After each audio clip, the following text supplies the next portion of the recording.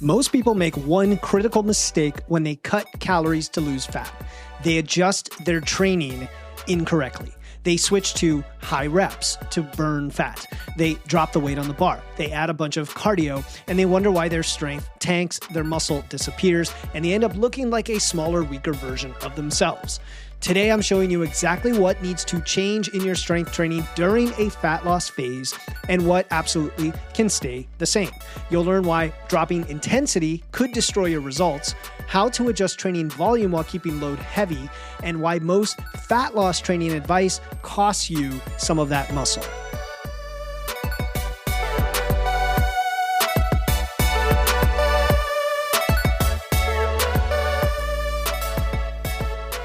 Welcome to Wits and Weights, the show that helps you build a strong, healthy physique using evidence, engineering, and efficiency. I'm your host, Philip Pape, and today we're talking about one of those highly misunderstood aspects of body recomposition, and that is how to adjust your strength training when you're in a calorie deficit trying to lose fat. This is a topic I see people messing up all the time. They will dial in their nutrition pretty well. They'll create the calorie deficit. They'll start losing that weight on the scale, but then they make some often disastrous adjustments to their training that don't make any sense. They drop the weight on the bar. They switch to high rep fat burning workouts that they see on YouTube. They add tons of cardio thinking, well, I'm stuck and that's what I need to do. And then wonder why their lifts crash, why they're exhausted, why despite working so hard, they're still not getting the lean muscular look they were going for. Then they're done with the fat loss phase and they're like, hey, it's not revealing what I thought, or I can't even get through it the way I intended. The problem is not the calorie deficit itself. The problem is they're adjusting their training in the wrong way. Thinking that fat loss requires lighter weights and higher volume, for example, when oftentimes it requires the opposite. It's very contextual, it's very personalized, but there are principles behind all of this that I'm going to walk you through today. What are the adjustments you have to make to training during fat loss? What happens to your body during a cut that affects your training? How do you maintain intensity while reducing volume if needed? Why auto-regulation is so important and what the heck I'm even talking about, and how to manage recovery when that is your most limited resource during fat loss. I will also, as always, bust some of those often heard so much on social media, common myths about training during fat loss, including why certain forms of cardio could be holding you back and why you should never be afraid to lift heavy. All right, let's get into it. Sometimes on episodes, I do like to throw in a little testimonial or feedback that I've gotten from a listener, or in this case, from a Fitness Lab user. Real quick, Beth writes in, I've been using Fitness Lab for 18 days now. The AI in the app is always there to answer questions and work through any struggles you have. Oh, by the way, she started by saying, I just want to mention how much I love the app. It's crazy how it feels like you are chatting with Philip. Looks at the data with a very human feeling connection, not generic advice, but advice using my data for the advice. P.S. I was not paid for this endorsement. LOL. Okay, I hope she doesn't mind me sharing. I didn't give her last name away. But that is the kind of feedback we're getting on Fitness Lab, and that's all I'll say about that now. I'll probably mention it at some point in the episode like I always tend to do. Let's talk about training for fat loss and start with what most people get wrong when they start a fat loss phase, because if you understand this, it's going to set everything else up for a much better time. You've probably heard lots of advice, right? Part of our mission here on the show is to cut through that and try to clarify what makes sense versus what doesn't, what's nonsense, what's silly, that's not going to work. And when you're trying to lose fat, the biggest advice that I always see that is flat out wrong and can be counterproductive is that you need to lift lighter weights for higher reps to tone up, to burn fat. Maybe you've been told to do more cardio, especially HIIT, high intensity cardio, and that's going to accelerate fat loss, and fasted training, and use intermittent fasting. And there's so many things about, you burn more fat doing this. Maybe it's cut carbs to nothing at all and you're going to burn more fat. All of that stuff. Maybe even things like cut your rest periods shorter because that keeps your heart rate elevated, burns more calories, right? All of this is everywhere. It's in fitness magazines, if you even know what that is. We'll say YouTube, Instagram, all of that. It's what the trainer at the gym who doesn't know what he's talking about might tell you. And that's what we're here to correct. So when people start a cut, when you start a cut, you're in a calorie deficit.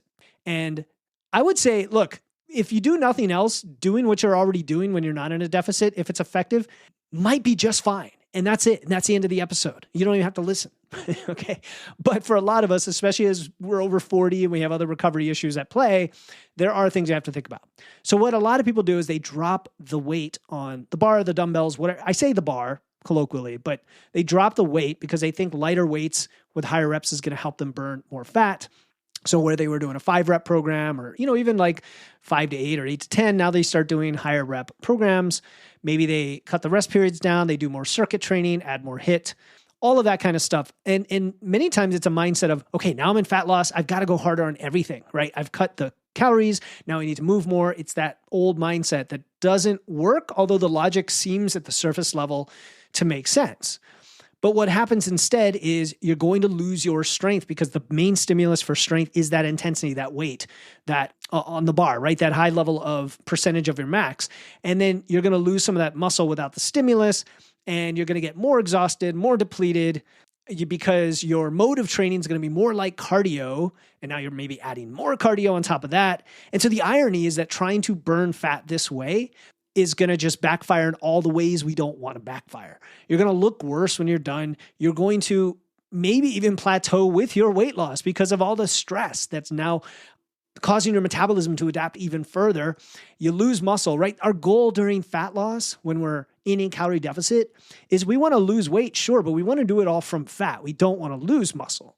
And so ironically, you end up losing muscle and getting more skinny fat and less definition and smaller, weaker, all of that stuff because you're doing something counterproductive. You're effectively throwing out what works about training. So you don't lose fat by changing how you train during fat loss. You do it by being in a calorie deficit and continuing to get that stimulus. Your nutrition creates the fat loss, period. Your training's job during a cut is to send a signal to your body that says, keep the muscle because we still need it so that that weight loss comes from fat and it does become fat loss. Okay. The extreme case of this today is weight loss medications when people are not lifting weights. They're going to lose a bunch of muscle. Now you're saying, well, I am lifting, I'm just doing it in a different way. Well, the problem is if you don't do it the right way, keeping the intensity at a reasonable level, at least enough to maintain your muscle, then you're going to have a problem. So that's the first one. The second one is this uncomfortable reality about what happens to strength and what happens to muscle. Let's clarify this right now. If you're going to be successful during a fat loss phase, you are not going to linearly gain strength while losing body fat. And the only exception, the little asterisk on that footnote, is if you're brand new and you're just starting this for the very first time. But if you're doing that, why the heck are you in a calorie deficit right off the bat? You haven't listened to the show, obviously. I can point you to an episode like your very first cut, which we did, I think, earlier in 2025. Maybe that was last year. But you should not be in a deficit right off the bat anyway. You should be working to build strength and build a foundation, not gain weight, not lose weight, and then go into fat loss phase.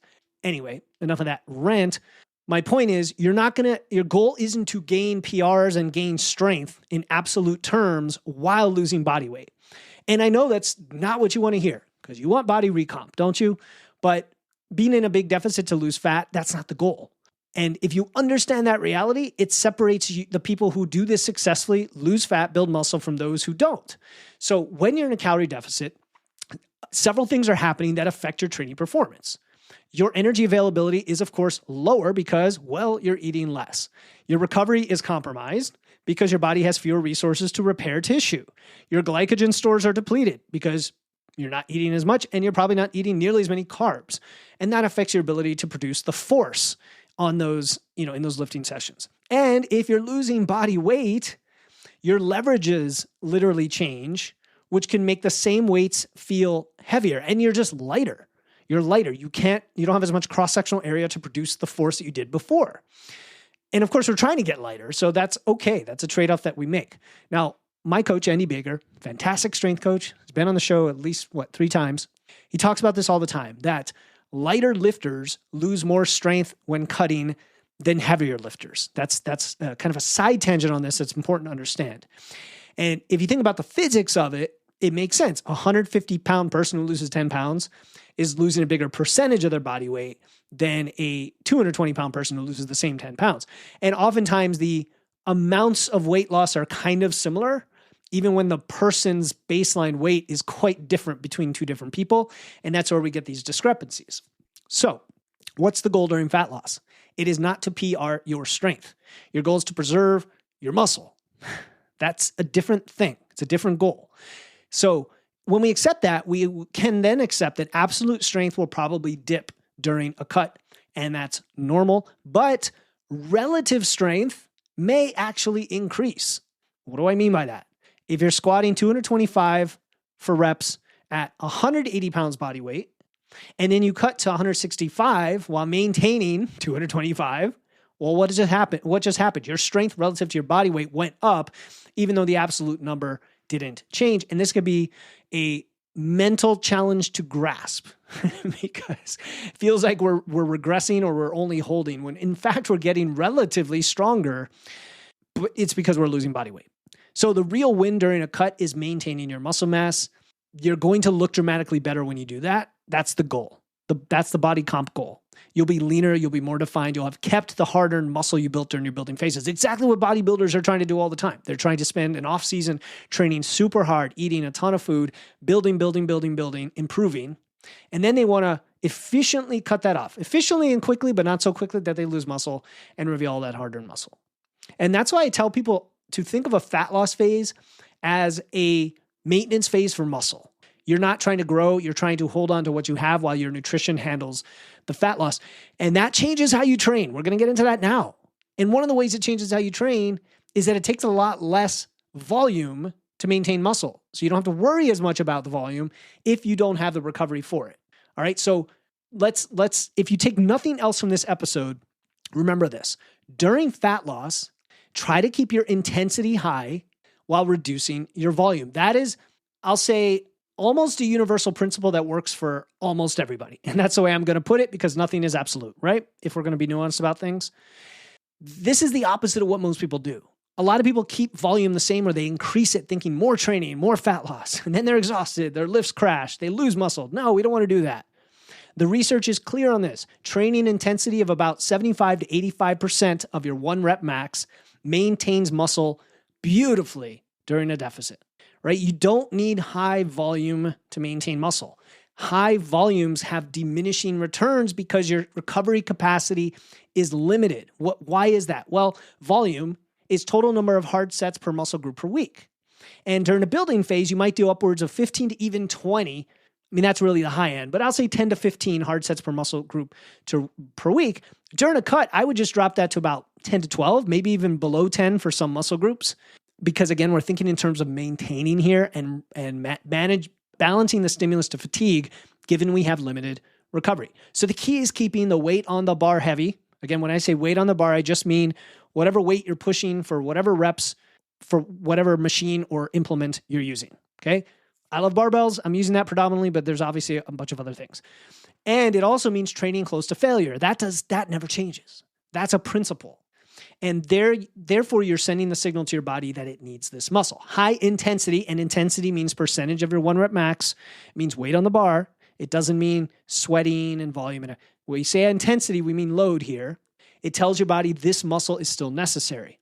Lower volume then reduces your systemic fatigue, which is a big factor on how well you recover, and reduces soreness, gives you more energy, allows you to make best use of your nutrition and your sleep. So for something like your main lifts, you're still going to stick to, say, your 3 to 6 or 3 to 8 rep range. For your accessories, you're still probably going to be around 6 to 12.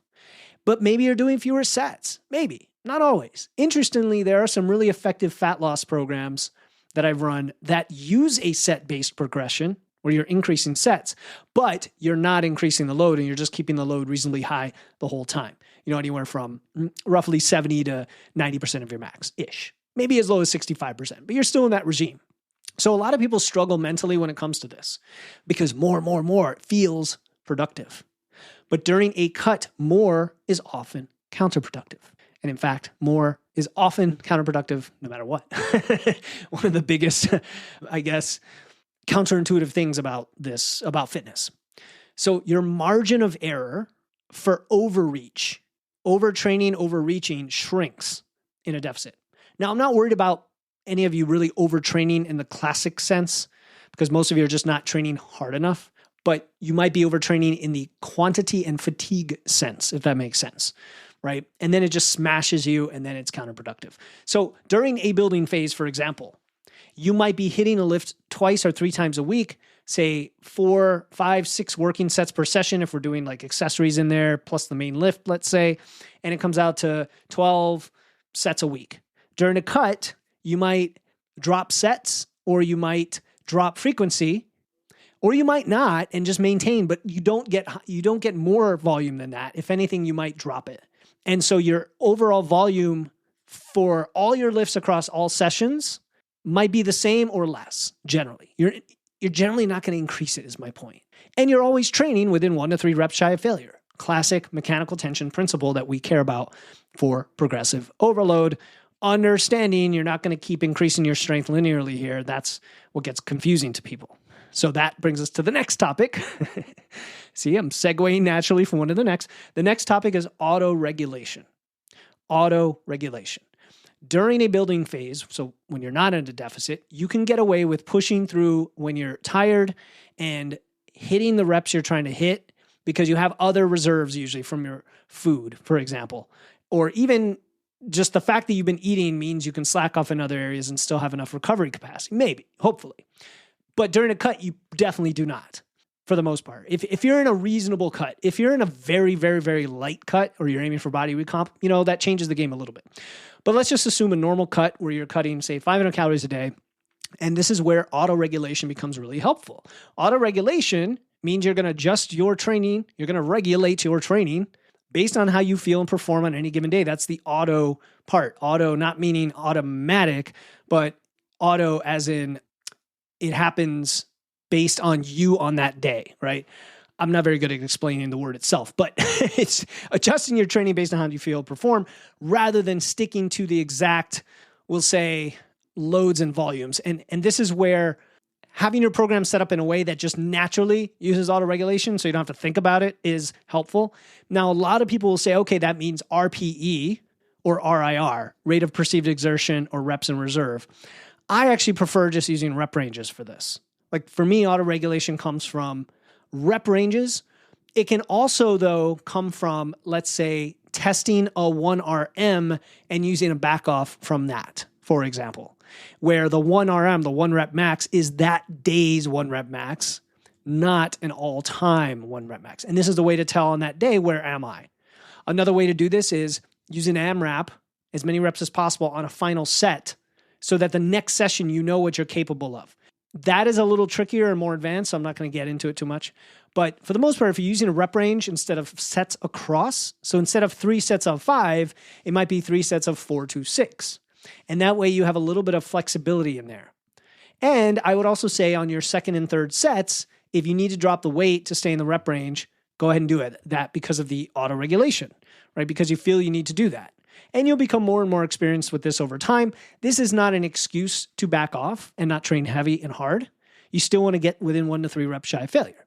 It's just getting there may require a little bit of a trade-off versus just linearly pushing it like you would in the past, right? So on a good day, you're feeling great. Maybe you're doing one of these weekend diet approaches I recommend where you're refueling on the weekend and then going back into the deficit on the weekday. Well, Monday, you may feel really good and get everything that you planned, and everything's like a 2 RIR, right? 2 reps shy from failure. Perfect, great. But other days, in fact, most days in fat loss, you're probably going to be more fatigued. And if you hit the same weight, it might feel like 1 rep shy of failure. So you either do that, or if it's a grind, because you don't really want it to grind, you drop off the weight for your back off sets, right? So you kind of have to feel it out a little bit. But if it's built in with rep ranges and with back offs and things like that, you could do it really well. Speaking of back offs, I do love back off sets in fat loss, where you might do 2 sets of your lifts. The first set is at a lower rep range. The second set is a little bit higher, but you drop the weight. Boom. It's a great way to deal with this. So the key here is being flexible, but not using excuses. It's kind of a fine line based on your load selection and based on the percentages and the rep ranges, right? You're not married to hitting exact specific numbers. It's auto-regulation. So With the top set, back off set approach, by the way, it doesn't have to be 2 sets. You could still do 3 sets. You could do 2 or 3 back off sets, or you can do what we do in like the West Side style conjugate program, which Andy Baker introduced me to, where you test a 1RM and then you back off from that. You do, let's say 90% for 2 to 4 or 80% for 3 to 6 or something like that. And this approach then naturally adjusts to your readiness and fatigue level on that day, where the goal is to keep training hard enough to maintain your muscle, but not so hard that you dig yourself into a hole that you can't recover from. Because remember, again, what is your most limited resource during a cut? It is your recovery. So now let's talk about that. Again, another amazing segue. I'm proud of myself, guys. It doesn't usually happen this way. Recovery. This is where most people fail during fat loss. When you're in a calorie deficit, recovery capacity is far lower than it was when you weren't, and even lower than you might think. And guys, ladies, gentlemen, for those of you who've been dieting for a long time and need to just spend some time out of a diet, this doesn't apply to you. I don't want you to take this advice from that position. I would rather you recover, get to maintenance, fuel up, spend there developing your foundational habits and your behaviors, then do a fat loss phase from a good place. Okay, that was a side tangent. So recovery drops, which means you accumulate fatigue faster and it takes longer to dissipate that fatigue. And some of that is very ever-present literal fatigue, like your low back is just feeling achy from your Romanian deadlifts or your squats or something, and it's just not going away. And you got to listen to that because that's like bending before it breaks, right? I don't mean break like you're going to break your spine. I just mean from a ability to hold on to things and progress and really train the way you want. So the first lever is reducing volume, which we already covered. The second lever, if you need to do it, is to reduce frequency, where instead of doing 4 days a week, you do 3 days a week. I love this move. It gives you an extra day of sleep as well. It gives you a little less pressure, and then you can kind of focus on some really good, efficient, quality sessions. Now, that doesn't mean you can't go the opposite direction and 3 or 4 days a week becomes 5 or 6, but very tiny sessions, because that's another way to switch things around without necessarily changing the frequency or just splitting things up across the week. Anyway, you gotta have to figure out what works for you. And you also have to optimize the other things that support recovery. So what would that be? Well, sleep. Come on, guys, sleep. If you weren't getting good sleep out of a deficit, oh, damn, you really have to get good sleep during a deficit. Right? If you're getting 6 hours, you probably need 7 or 8, right? That's going to affect your recovery and your hunger and your performance. Do the things. Get your room dark and cool. Stick to a consistent schedule, all the things. Stress management matters more during a cut as well. Chronic stress elevates cortisol, promotes muscle breakdown, promotes fat storage, right? We're not trying to do that. We're trying to lose fat. We're trying to call on our resources the right way. We want to manage our stress through walking, through breathing, whatever works for you. Protein intake. People don't realize this. Oftentimes it needs to go up during a cut. If you're already hitting 0.7 or 0.8 grams per pound at least, stay at least there, but try jacking it up to 1 gram per pound and see if that makes a difference to your hunger, for example. Okay, and for your ability to stick to this. Not everybody needs to do that, but you definitely need to have that minimum, if not more, during fat loss. And then I want you to consider adding light movement for recovery. This is going to give you a little boost to your NEAT, non-exercise activity thermogenesis, and might actually help with the calorie burning side of the equation anyway. This is your, I'll call it, optimal form of cardio if we're going to add cardio, and that is walking, easy biking, some mobility stuff that you enjoy. Maybe it's yoga, right? Nothing that's interfering with your lifting or adding more stress. Things that increase blood flow without adding fatigue. Okay. Recovery is not just about the rest. It's supporting your body's ability to adapt the whole time during fat loss because you have fewer resources.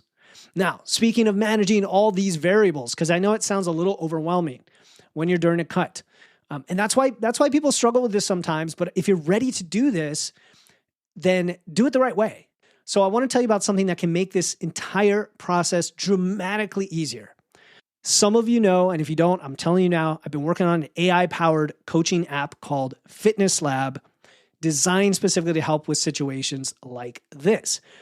If you're in a fat loss phase, you've got to adjust these things properly. Your training, your nutrition, you're not sure if you're doing too much or too little. Fitness Lab is going to figure that out with you and for you. It's a coaching intelligence layer.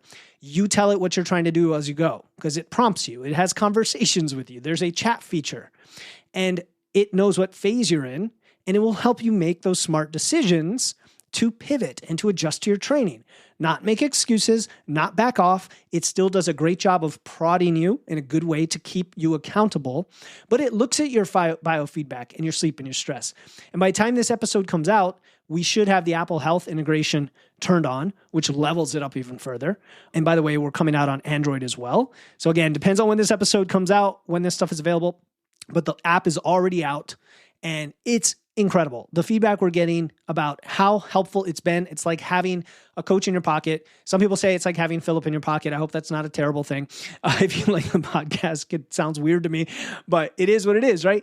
If you log that you're feeling fatigued, if your biofeedback scores are low, if your last workout was logged as feeling harder, because it's going to ask you that, did this feel harder than last time? And you're like, yeah, actually it did. Fitness Lab's going to take that and suggest something to change. It might pull back on the volume and adjust your load for the session based on that feedback. So you can still hit it hard, but not feel like past the point of no return with your fatigue. If you're being consistent, hitting targets, feeling good, it might push the progression a little bit, even during fat loss, because you can handle it. So in addition to it being able to pull in your data, sleep, your steps, your heart rate variability, your resting heart rate, all of that stuff with Apple Health, all of that, plus everything you tell it is going to give you extremely personalized coaching, really like nothing you've ever been able to have before because of technology. So the app is now available. And from December 17 to January 2nd, you can get 20% off. Go to witsandweights.com/app. Check it out. There's a 2-minute quiz that will give you a plan before you even decide whether you want the app. So that'll tell you, hey, yeah, this thing's for me or not. All right. No pressure. witsandweights.com/app. All right. Let's get back to other adjustments you make to your training during fat loss. Let's talk about carbs and fuel, because an underrated aspect of training during a cut is carbs in general, as well as the timing of the carbs. Carbs, carbohydrates, one of the 3 macros, of course, along with fats and protein, fuel your glycolytic lifting. They support your central nervous system. They do help protect and spare muscle. They reduce your perception of effort. They improve recovery. You guys know how much I love carbs, and if you didn't know that, and you know that now, and you're wondering, really? I thought carbs are bad? Stick around. We love carbs on Wits and Weights because they are magical. They're magical. During a cut, carb timing is also important. And the strategy here, because the carbs are lower, so here's the thing. Here's the thing, guys. In a cut, your calories are lower, but your protein's the same or higher. Ergo, or as they say in Latin, QED, or the 3 little dots if you ever did geometry proofs, talking to my nerds out there. Ergo, the carbs have to be a lot lower. If protein's the same and calories are lower, the carbs have to be a lot lower. So in that case, you're down to 150, 100, maybe 70 grams of carbs, depending on where you are. Where do you put the carbs? Well, put them around your workout. If you train in the morning, load your carbs pre-workout, post-workout in the morning. So that's like, maybe that's breakfast and your midday meal or lunch. Depends on when the timing, right? If you train in the evening, your carbs at lunch and dinner. Meals further from training can be lower carb. They can have protein and fat, vegetables, low to almost no carbs potentially, right? We still like some balance, but you can do that. And vegetables are a carb, and because they're fibrous, they will help balance out the digestion, blood sugars, and all of that. But I would have your carbs around your workout because that's when it's most beneficial for your performance, for your recovery. So that's the strategic way to do it. And if you don't do it that way, if carbs are low, if they're poorly timed, if you train fasted during fat loss, your training might feel awful. Or if you're like, my training's okay, and now you try having a banana before you work out, tell me the difference. If you don't feel great, then that's you. The vast majority of people are like, whoa, that is fuel. That is like nitrous oxide. Yeah. What is the stuff that when you're driving a non-street legal sports car and you want to go faster, right? Nitrous. So if you don't do that, you're going to feel more flat. You're not going to have a good pump. You're not going to push as hard, all of that. You're going to have a better performance, most likely, if you time your carbs around your training. And, I never suggest extremely low carb, even during a cut. If you can get at least 100 grams of carbs, that would be ideal. I know many of you can't because your calories are down to like 14, 13, 12, maybe 1100. If you're really petite, even lower than that. So it really is trading off one macro for the other. And oftentimes that's trying to keep fats reasonably low so you can do that. Not super low, just reasonable, like 20% instead of 30% of calories. All right. So one more mistake, I guess, I want to address is cardio itself. All right. A lot of people add cardio, just the big umbrella term cardio, to quote unquote accelerate fat loss. And it sounds appealing, right? Cardio can be intense. It can feel productive. It's exercise. Sometimes it doesn't take that long. Many of you hate cardio, but some of you don't. Some of you like it. Not many. Maybe that's my own bias putting on the population listening to the show. But during a deficit, when you're also strength training, cardio has to be very, very strategic because too much high intensity cardio can be too stressful. And I mean like a lot of running, even a lot of high intensity other cardio like biking or something like that, like too much of it can interfere with your glycogen stores because you just don't have that many carbs. If you do it before lifting, you're really going to screw up your training. If you do it after lifting or in between your training sessions, you've got to think about when so it doesn't impact your recovery too much. And this is where the frequency and when you train and all of that can make a difference. So cardio, especially a high intensity or lots of volume, can increase your systemic fatigue because it does tax your central nervous system. It can also do a little bit of muscle damage. And I don't mean that as a like scary thing. It's just preventing the muscles from adapting or recovering as fast if you do something like running, for example. And then it's going to increase your overall stress. Now, again, exercise and training always increase stress a little bit. That's okay. It's a hormetic stress. But if you're doing a lot of it, it could increase more your chronic stress. And then that does the opposite of what we want. It promotes a catabolic environment, which means breakdown of muscle, especially when you're in a calorie deficit. So what do I recommend instead? Well, anything lower intensity, like walking, easy cycling, rowing at a conversational pace, and also the occasional sprinting can be fit in there. But I mean the anabolic sprinting like we talk about on the show that's very, very short, very high percentage of your capability for a short period, because that's still highly recoverable and will support your metabolism, not going to interfere with appetite. They're going to increase your NEAT a little bit still. They'll burn some more calories and they won't interfere with your strength training and your recovery. I would also do it after you lift, at least several hours, maybe on your off day. You got to be smart about it. Keep it low intensity. It's a tool. And I have talked to many lifters on the show who are a big fan of a decent amount of cardio, but it's all relative. It's relative to your recovery capacity. So really that's all it is. Remember your deficit. Your calorie deficit is what is driving fat loss, period. Right? Now, your cardio may up your expenditure a bit so that you can eat more and still be in the deficit, and that's okay. So in that case, cardio should always support your goals. That's it. It should support your goals. It's contextual. All right, a couple more things to cover because this is becoming somewhat of a definitive episode. I want to talk about assistance work briefly. Assistance work meaning you've got your main lifts and then your assistance work, which is the higher volume accessory work. Now, when you're in building phase, you're going to have a ton of that probably, right? Like you might have 5 or 6 different exercises every training session, and you're accumulating all this volume and you're creating all this metabolic stress because you're trying to grow your muscles and your strength. During a cut, think about the fact that you are not trying to add to your muscularity or to your strength. It'd be nice if we could, but it competes with the goal of trying to lose fat, sometimes to a big degree where it's not even possible. Now you're doing neither. So the guideline for assistance work is probably something like 1 to 2 hard sets each, maybe 5 to 8 reps.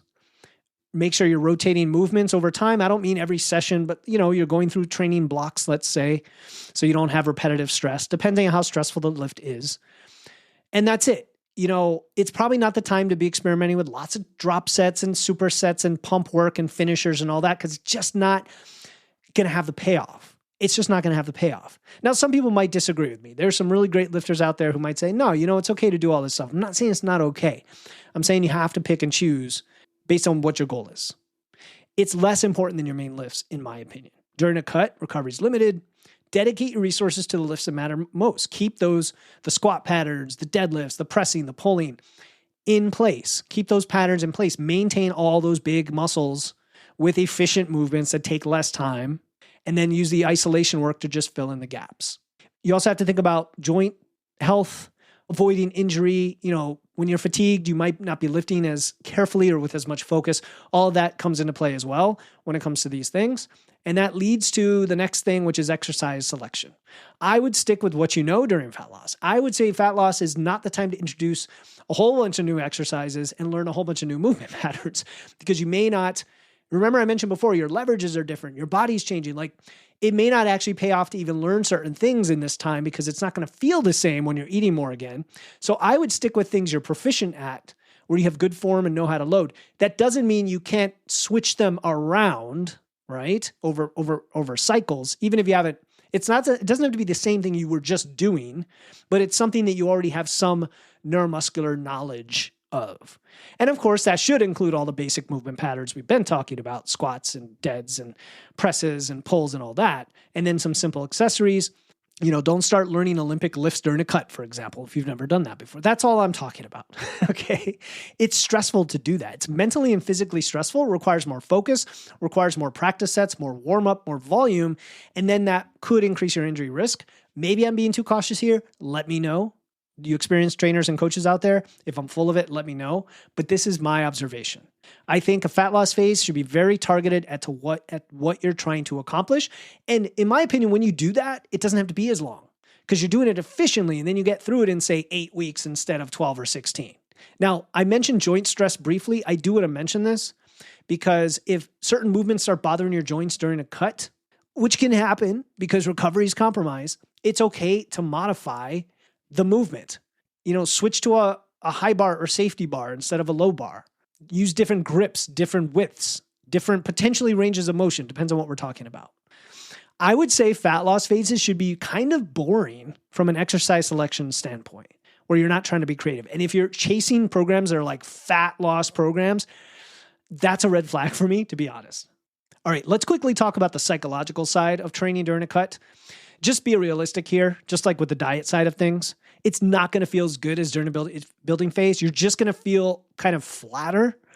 You're not going to feel the pump, most likely, because you don't have the calories and the carbs and all that. Your strength is going to dip, as we mentioned. Your sleep is probably going to be harder to come by. You're going to have more hunger. All of this is normal. It's the cost of being in a deficit, and I don't want to sugarcoat it for you. So the mindset shift here is you are not chasing performance during a cut. You're maintaining your performance. Even though I do want you to think of, see, this is tough. Depends on how your mind works. If it helps you to have a stretch goal and say, look, I'm going to try to get stronger and build muscle, even though I might not, great. That actually does kind of work for me. For some people, it's very discouraging because then when they see the numbers staying the same, they feel like they're failing. So it's kind of setting those realistic expectations. If your strength is the same, but you lose 15 pounds, that's a massive win, right? Don't compare your current cut also to a previous building phase or someone who's not in a deficit. Stay in the lane and trust the process for you and compare yourself to yourself, right? And not to yourself when you were building. It's temporary discomfort, and it's just that, it's temporary, but it is going to happen. You are going to have discomfort. And then when you get back to maintenance or surplus, your strength is going to shoot back up. You're going to look incredible because you preserved everything during the cut. And of course, you're going to track a lot more than just a few things. You're not going to just track weight on the bar. You're going to track your body weight trend, your body composition, your clothes, your sleep, your hunger, your energy, your mood. Because if your strength dips slightly, but all the other things are pretty good, you're losing fat, you're sleeping okay, you're not miserable, you're not that hungry, you're doing great. You're doing great. It's okay. All right, so let's recap the key adjustments. Accept that strength will dip slightly. Your goal is to maintain muscle, not gain strength. Keep intensity high, at least 75% of your max, but probably reduce the total volume. Maybe as much as 30 to 50%, but that really depends on your response and how aggressive the deficit is. Use auto regulation, whatever that means for you. Rep ranges, top set, back off sets. Manage recovery aggressively. Now that sounds counterintuitive, right? Be aggressive with your recovery. Sleep, stress management, protein, the low intensity movement, all of that. Time your carbs around training. Avoid too much high intensity cardio. Keep assistance work minimal relative to your main heavy lifts. Stick with familiar exercises and set realistic expectations. And if you follow these guys, you will preserve muscle, lose fat, and come out of your cut looking lean, strong, and ready to build again. So before we wrap it up, I want to mention Fitness Lab one more time because this is exactly the kind of situation where having an AI coaching layer that I've spent blood, sweat, and tears developing for you guys with all of these philosophies and principles can make a huge difference.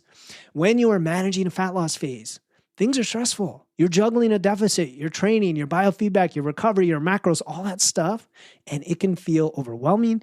And sometimes it's hard to know if you're on track.